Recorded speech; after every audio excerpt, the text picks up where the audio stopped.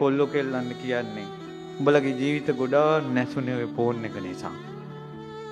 උඹලගේ හිතට ගොඩාක් රාගය ආවේ ෆෝන් එක නිසා. උඹලගේ හිත ගොඩාක් නොසන්සුන් වුණේ ෆෝන් එක නිසා. අම්මට තාත්තට සලකන වෙලාවල් ගොඩාක් අඩු වුණේ ෆෝන් එක නිසා. ගෙදර අතුපතු ගාලා වත්තක් පිළිවෙතක් කරන අවස්ථාව අහිමි වුණේ ෆෝන් එක නිසා. පාඩම් වැඩ ගොඩාක් අහිමි වුණේ ෆෝන් එක නිසා. අනියම් සම්බන්ධතා මිනිසුන්ගේ ඇති වුණේ ෆෝන් එක නිසා. අනුන්ගේ තියෙන දහජරා වාතා විච්චි ඔක්කොම දැනගත්තේ ෆෝන් එක නිසා.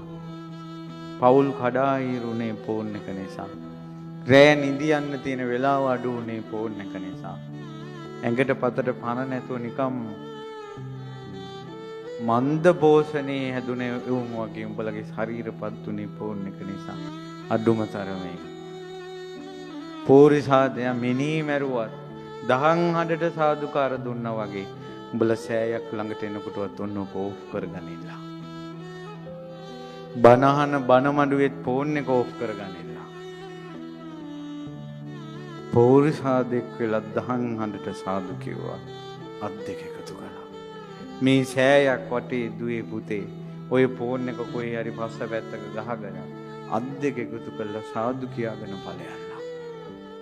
උඹලට නිවන් දකින්න පුළුවන් කවදා හරි.